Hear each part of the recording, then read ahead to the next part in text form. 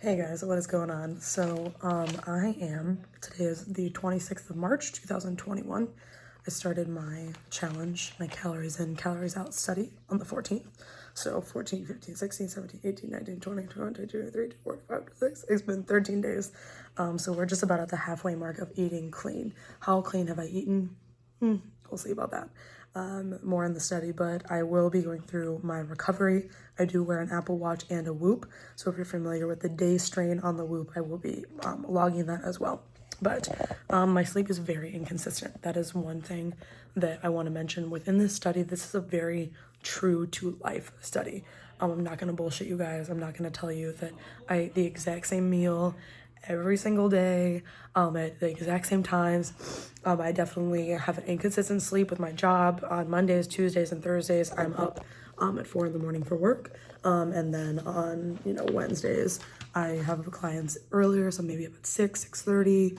And I tend to wake up in like an anxious panic thinking I need to be up on Friday, Saturday, Sunday anyways. So my sleep generally isn't great.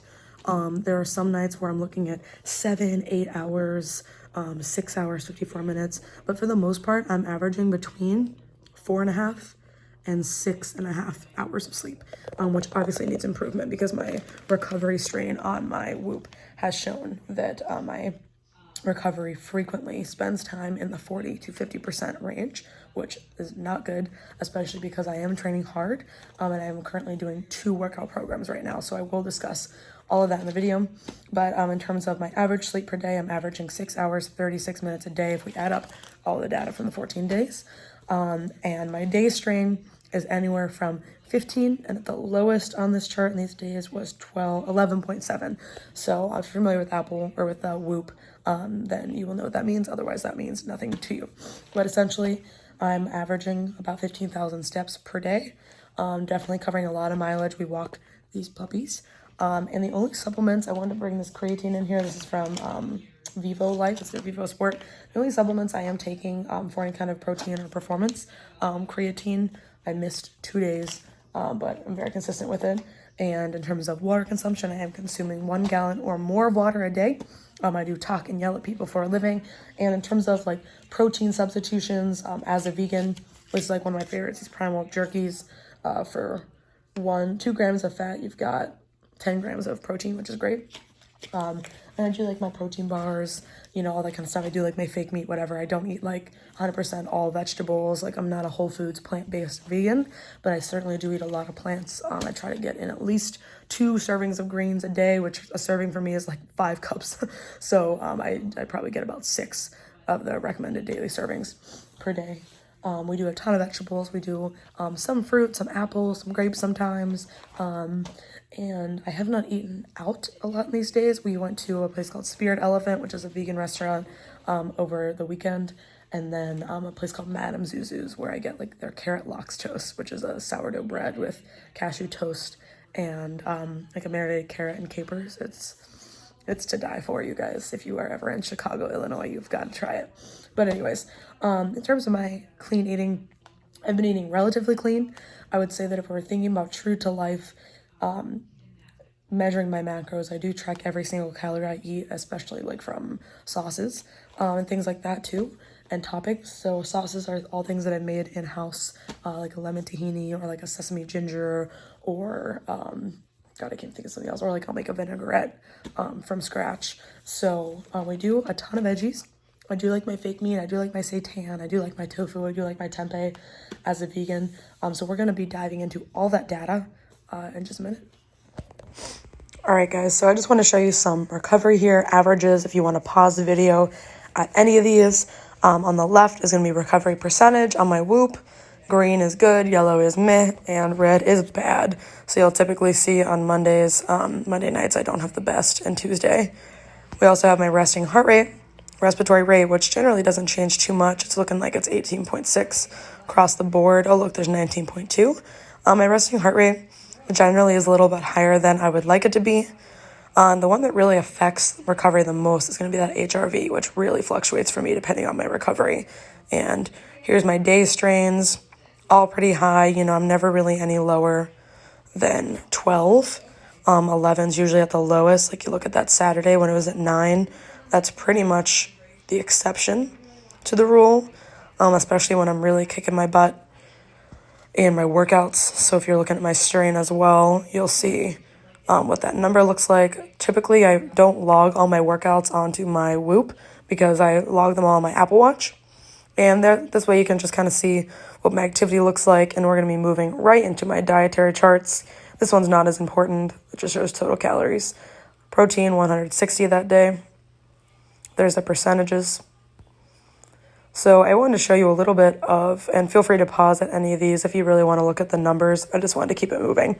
But if you're going to be looking at these numbers, really, it's going to be important to look at total calories and look at protein, fat, and carbs.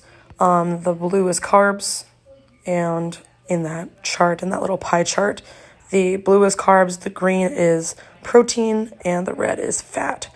So generally speaking, I do try to get in 100 grams or more of protein, like that day, 63. And this is before I started my calories in, calories out challenge. I was just logging my calories and seeing where I was at, 119 that day. And as we get closer and closer, technically the start of my calories in, calories out study was March 14th. So as we move along, you'll see that carbs tend to be the bulk of my day, about 50% or more.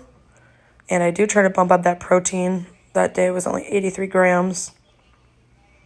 And as we know, protein and carbs are 4 calories per gram. And then fat is 9.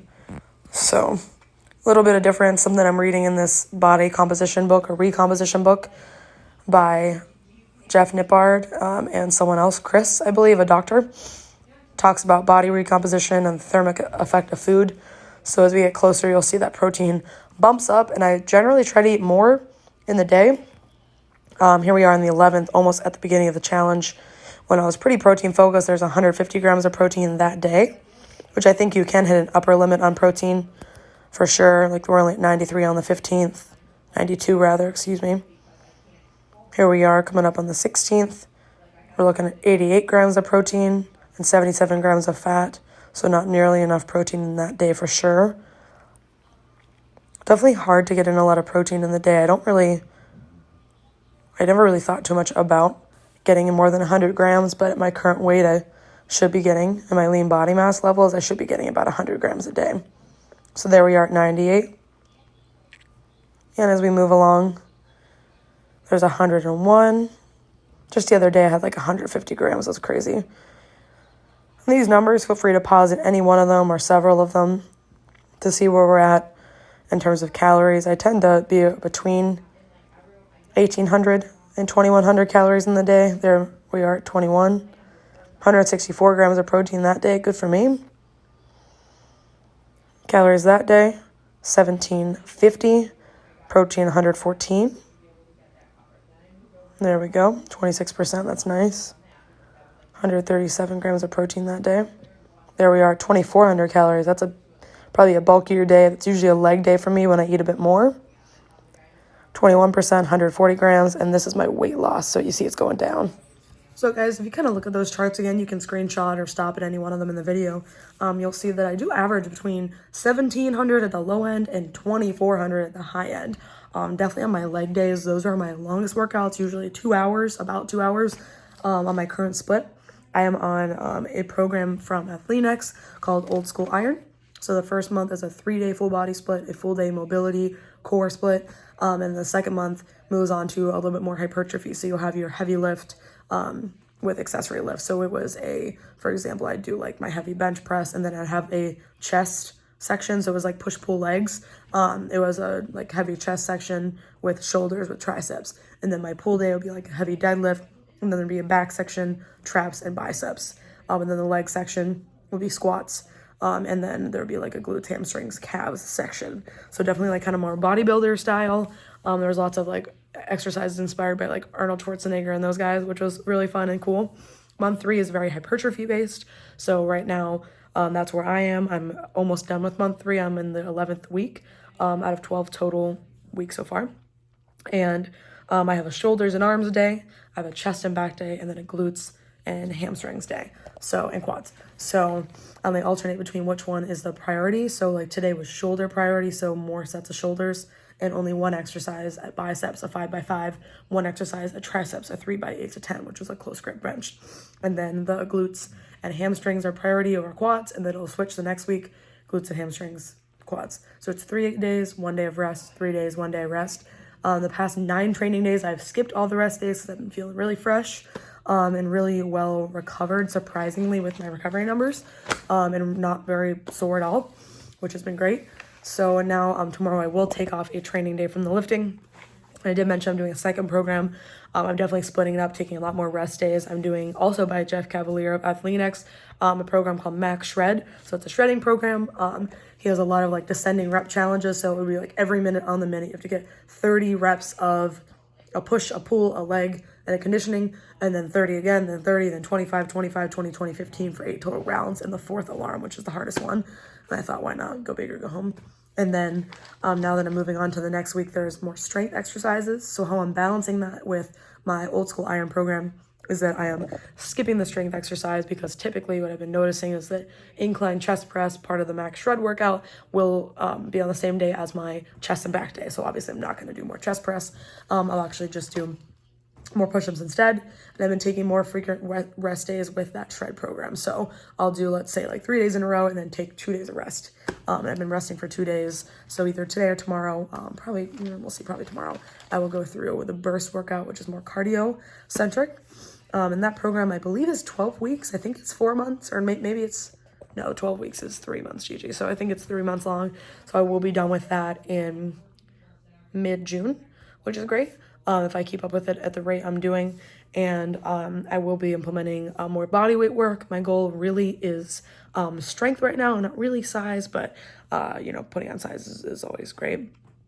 Definitely what I'm noticing too is that I'm eating higher fat than I would like. So I would like to cut that down just slightly, at maybe 15 or 20 grams, and maybe adding a little bit more protein, maybe 15 or 20 grams more protein a day. I'd like to always be over 100, and feeling pretty good. Energy's fine.